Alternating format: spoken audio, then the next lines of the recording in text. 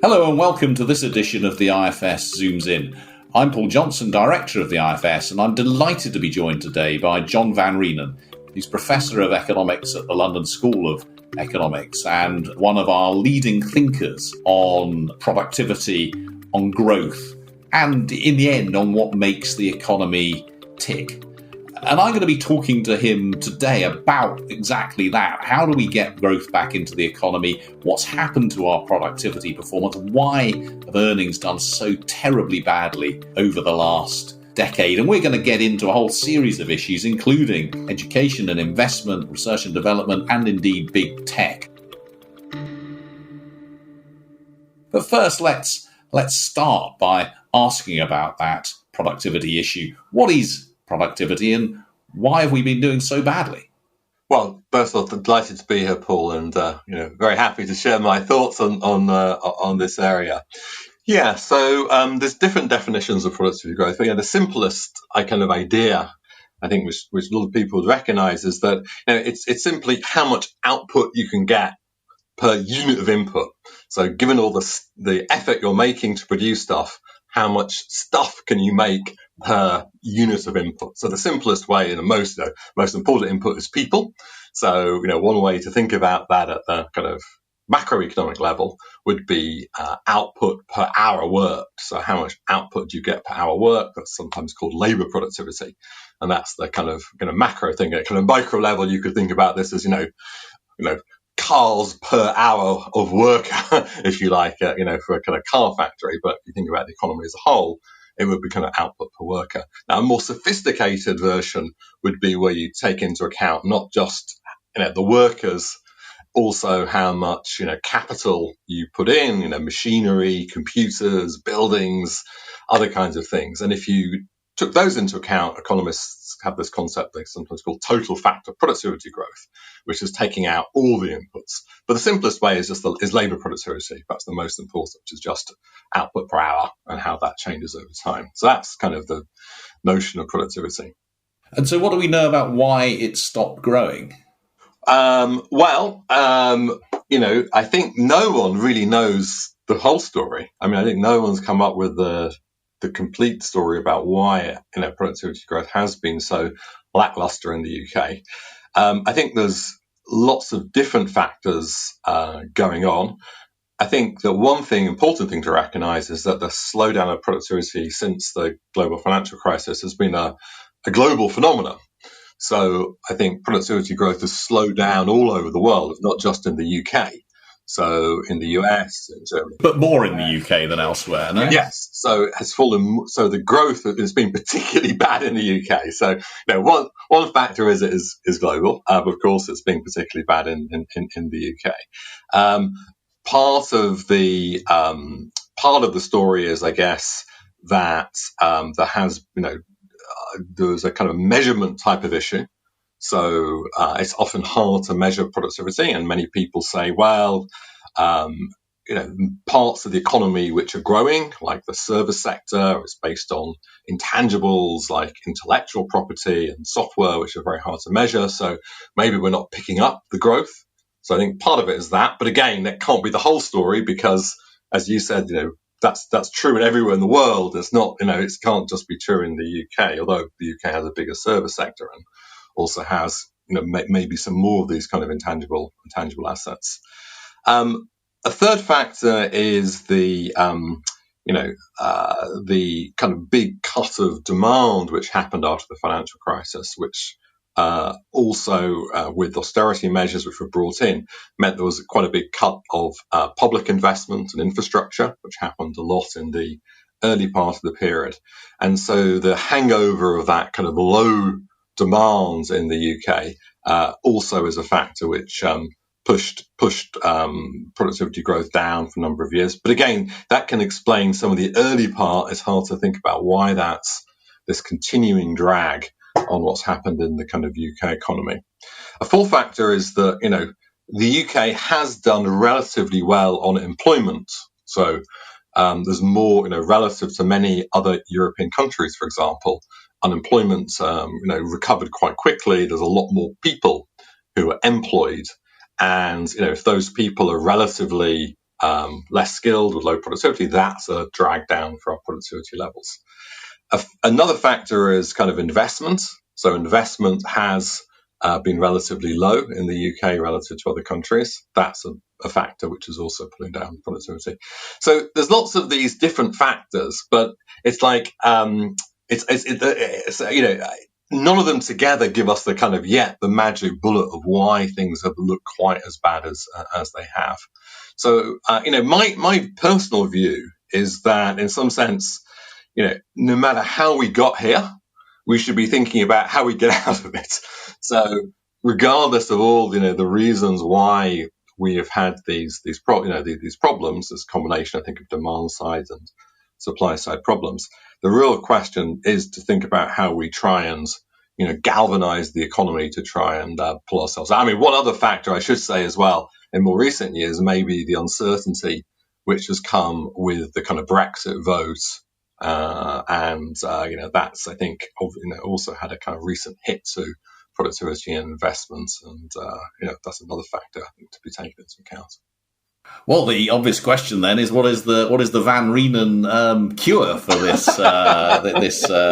this dreadful productivity growth you've just described? Whatever, as you say, whatever the reason, the key is to do something about it, and and just so that listeners kind of keep listening. I mean, there is nothing more important than this, because if we are to see earnings and incomes rise again at any kind of reasonable pace over the medium run, we're going to have to get productivity moving in a way that it just hasn't done for more than a decade now. So what's the answer?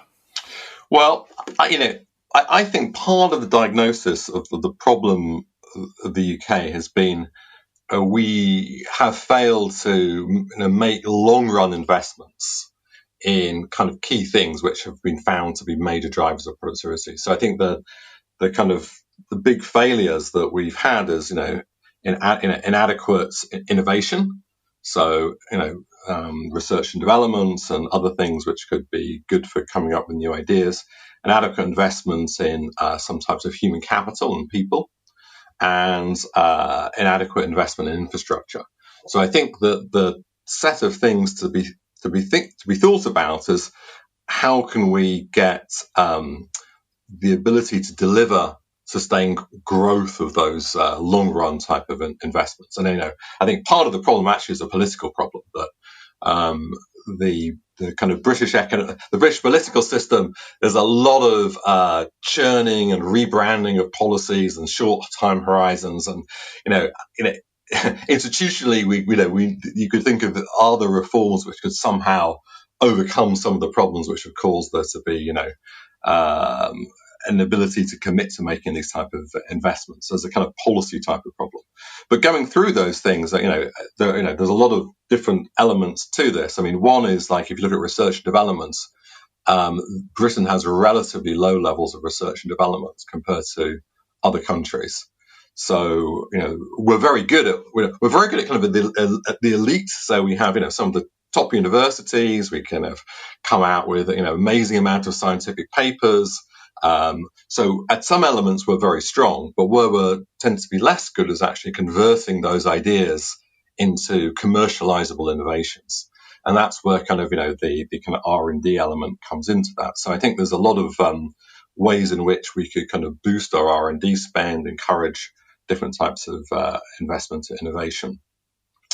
I'd also say that we should think of innovation in a wider sense. It's not just the kind of hard technologies. Some of those innovations are in managerial innovations, and so a lot of my work has been on thinking about how management practices can be improved, and that also requires things like investment in training, investment in improving managerial practices.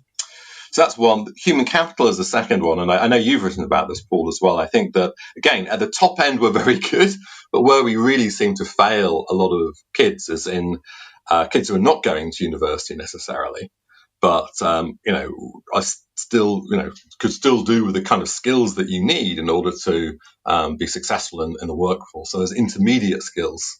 We seem to be very poor at around further education, around apprentices, and so on. So I think that there is a big gap there that needs to be improved. dramatically if we want to both address some of the issues of inequality, but also to deal with the kind of productivity problems. And then finally, in infrastructure, it's kind of well-known problems that, around, say, transport and energy. There's been kind of underinvestment over a number of years. And we need to think about sets of institutions in order to kind of deliver a sustainable infrastructure. So I kind of welcome some of the changes the government's made in terms of thinking about the infrastructure bank and the infrastructure commission. Going back to my point about the policy reversals and uncertainty, what we'd like to do, and I did this for the LSE Growth Commission a few years ago with Tim Besley, think about creating institutions which have some degree of political shielding from the kind of day-to-day hurly-burly of politics, where you can use kind of experts, inputs, you can, get some independence in making these type of decisions. And we've seen, this works in many other contexts, like the Bank of England or the Office of Budget Responsibility. If we could have more of that in terms of our kind of infrastructure decisions and investment, this could also help the long run. So those are the kind of three areas I would kind of emphasize in terms of improving our kind of long run productivity performance.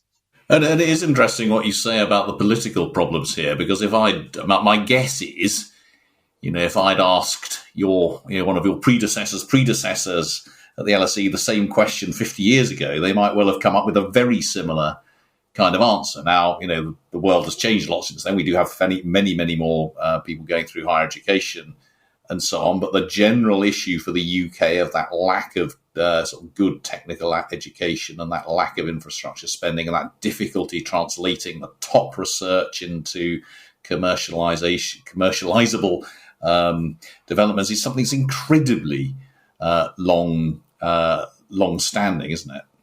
It is. I mean, there are areas of like on education. I mean, I think there have been successes. I mean, one of the positive things, it's easy to fall into despondency sometimes over these things, especially when you think about the difficulty of getting expert opinion advice into the debate over things like Brexit and so on. But I think, one thing to remember is that for that 30 years leading up to the global financial crisis, there was an improvement in Britain's relative productivity performance and relative economic performance compared to France, Germany, and the United States. So we had 100 years of relative economic decline from the 1870s to the 1970s. So although, compared to, say, main European countries in the United States, everybody grew, Britain grew less. Now, part of that was catch up, but then part of it was genuine relative decline. But then there was, 30 years of relative improvement. And part of that, there was lots of reasons, under Thatcher, under Blair, structural reforms, strengthening competition, but also there was, big investments and improvements of expansion of universities. I think that was that increase of human capital at the top end was beneficial to productivity. That's part of the story. But I think what that left out was that, the other half or, of the population who are not going to university and were not getting the same type of access to those skills. And that I think is, as you say, that's a long-standing problem. But the fact there were improvements of productivity, there have been periods in which the UK has, caught up with some of its peer countries, suggests policy can make a difference. It's not a hopeless situation. But it is true. Many of these things we're talking about have, refrains throughout British history. I mean, again, not always. We were the first industrial nation. There were, massive changes to the investments we made in terms of electrification and the second industrial revolution. So, there is a history there to be drawn on, but there are these kind of long-standing problems as well.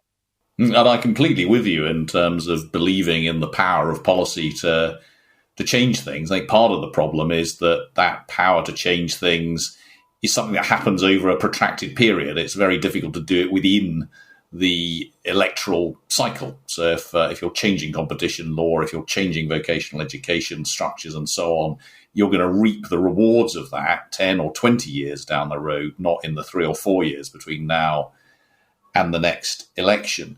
That is exactly. I mean, I think that is the precise political problem that, for many things that doesn't matter so much. If, there's things you can change, quickly and have, quick successes. But for things like productivity, the rewards are in the long run, and it's outside the usual political time horizon of prime ministers, let alone ministers who cycle in and out in often 2 years or 18 months period. So I think the thought is that somehow can we make institutional changes which kind of buy politicians time, as it were, so they can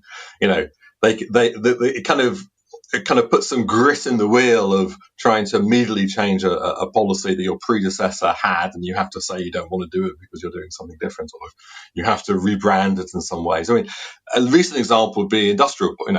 There's lots of problems with industrial policy and industrial strategy, but it did seem to me that we were getting some stability in thinking through, what modern industrial strategy should mean, and we had a set of institutions which were set up, and now we just abolished them.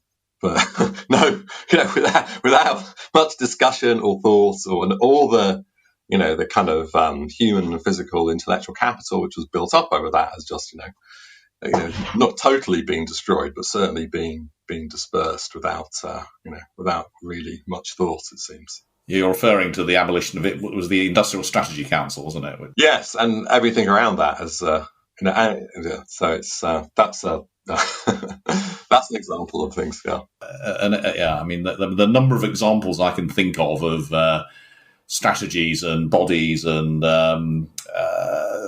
directions of travel in, particularly actually vocational and technical education over the last 20, 25 years I've been involved in it. It's every 5 or 6 years we seem to completely start from scratch again. But you mentioned the answer to a previous question, John. You talked about the Britain's forefront of the Industrial Revolution, and then you talked about the Second Industrial Revolution and electrification and so on. I think one of the things that really puzzles people about the current period is that we appear to be going through a third industrial revolution. We've got the internet, iPhones, and what we're doing. We're over Zoom at the moment, something unimaginable, really not very long ago. We've got some of these fantastically successful companies like Google and Amazon and so on. You'd think that our living standards would be going through the roof at the moment, wouldn't you? I mean, what's going on there? Yeah, no, it's a big puzzle at one level, because we see all these amazing innovations, yet we don't see them in the productivity numbers. But there's history to this. So my former colleague at Massachusetts Institute of Technology, Bob Solow, he famously quipped, we see computers everywhere apart from the productivity numbers. And he was writing this in the 1980s, where you had massive growth of personal computers and everything else, but you didn't see them in the productivity numbers. But then you did. So, from the mid-1990s, from around about 1995 to 2004 in the US, there was this so-called productivity miracle period, where there was a big jump of productivity, and that was built partly on the success of digital transformation and the internet and so on. And I think there's some lessons to that for today. The new technologies today, artificial intelligence, robotics, and everything else. I think so. Part of it is that people are still learning how best to use these technologies. So many of these technologies, and you mentioned electrification. There's a famous paper by the historian Paul David who shows you that between the kind of invention of electricity in the I think it was the 1890s, and the way that boosted productivity, it took a whole reorganization of the factory system. So people had to learn to, you could run factories 24 hours a day using electric lights. You could, later on, you could think about a more kind of production line type of system that Henry Ford introduced. So it took these organizational innovations to make best use of the new technologies which were created in ways which people hadn't thought. So I think that the lesson is that it often needs this kind of co-invention of changing the way that we work together with the kind of hard technologies to get the kind of productivity benefits from it. It's not just the kind of light bulb idea, literally, for electricity. It's also the way that actually gets used and changed. No, maybe we're living through the pandemic. This will be a moment where we actually start using some of these technologies in ways which we weren't imagining before. So I think part of the story is that there's these other changes that we need to make in work organization to make best use of the new technologies. Another part of it is what we were talking about before, was we're maybe not measuring the benefits. So a lot of these things are free, like, when you search on Google, it's not reflected really in GDP figures. So part of it might be measurement, but part of it might be also to do with, I guess part of it might be, these are not such fantastic. The fact that you can go on Facebook and find out your old girlfriends from when you were at school isn't actually wonderful. It might be good for your utility, or maybe not. Looking into the secrets of your private life here, John. But so some of these. So Bob Gordon, who's an economist in the US, says there's been nothing. None of the new things we've had are as good as indoor plumbing. Indoor plumbing was fantastic. Looking at your ex-girlfriends on Facebook is not such a great thing. That's the third. But another thing maybe is that there are problems with big tech. So one of the facts that we've seen is that so much of the digital economy is dominated by a few very large firms. Clearly there's lots of innovations going on, and they've built new things that we could not imagine before. Amazon is bringing us good goods to our door every day, and it's amazing just-in-time delivery, and Facebook is connecting us.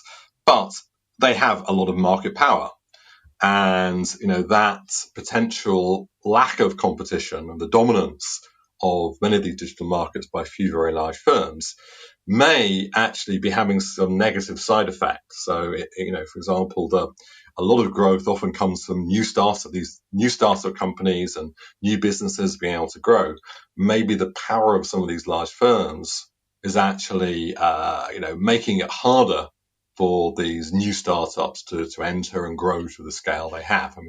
For example, these large companies, Google and Facebook, often buy up promising startups and then absorb them into themselves. And they say, well, this is good because we're allowing these things to grow and using our own financial muscle and intellectual muscle. On the other hand, maybe they would have grown up to be more innovative and be threats to these dominant firms. So, if you can't kind of kill them off, you buy them up.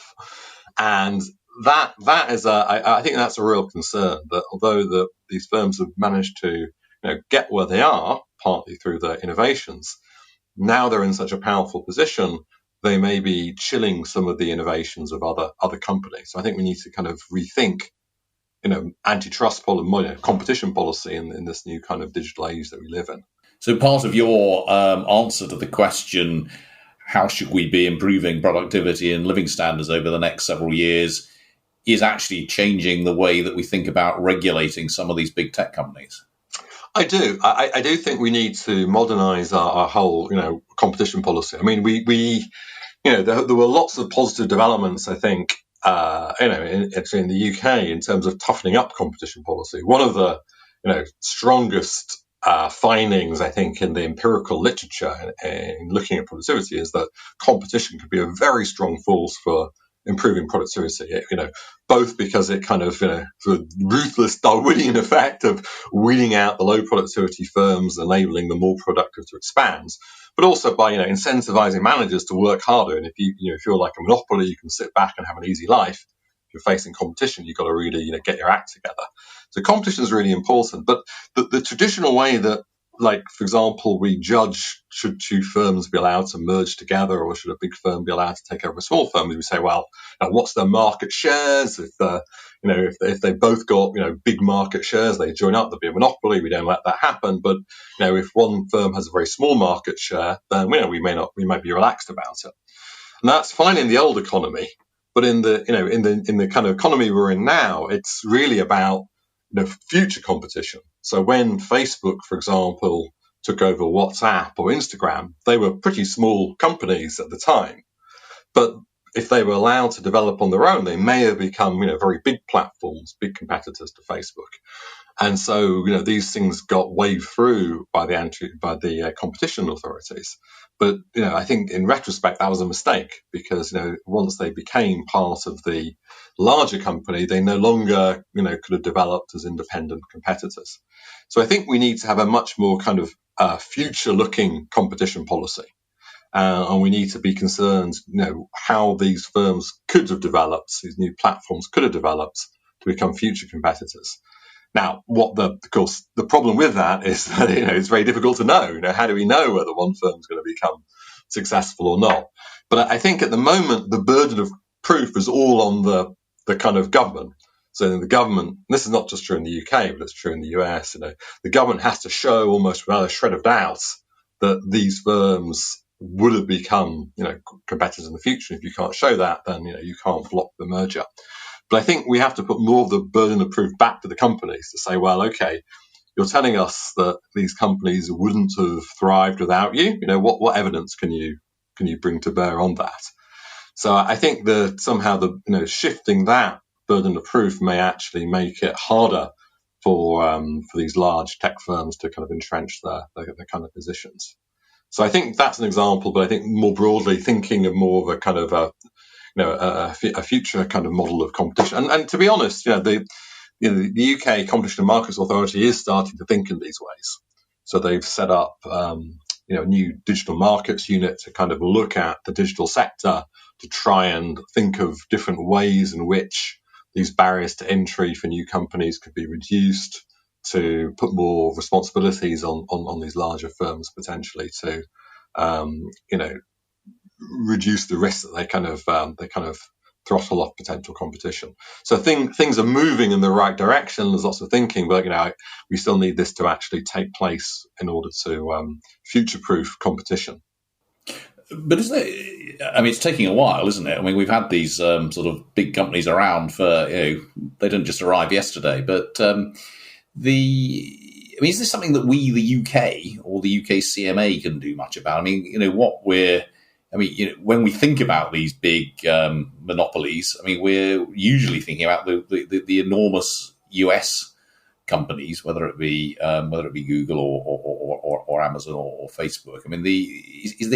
Are we not pretty much at the mercy of the decisions that are made in the US? Well, you're right that these are mainly kind of US-based companies, but I don't think individual countries are completely weak and hopeless to do anything. So it's absolutely right that the main changes has to be with the biggest blocks, which is the US and the European Union.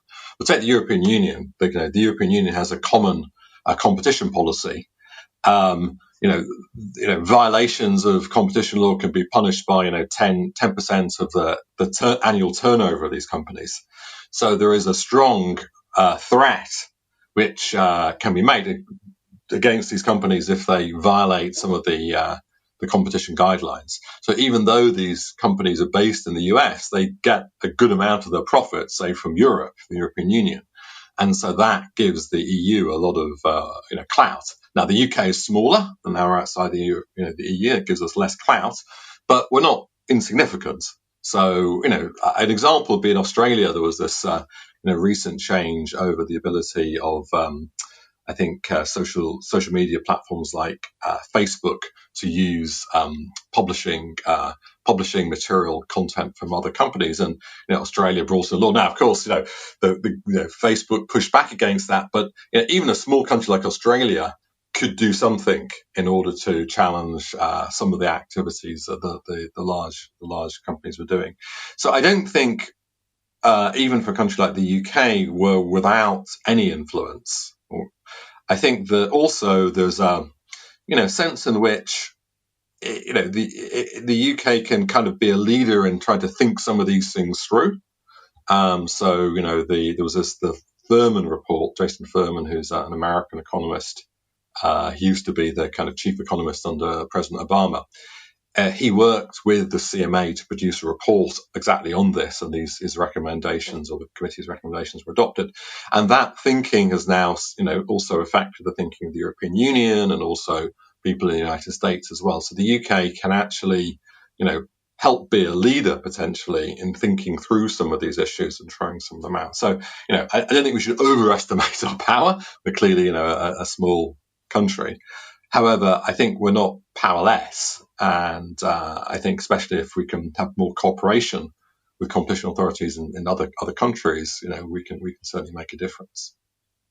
Well, we've covered a lot of ground there, John. Starting off with this question about this collapse in productivity growth, particularly over the last decade, which we don't fully understand, particularly in the context of the technical revolution that's been going on.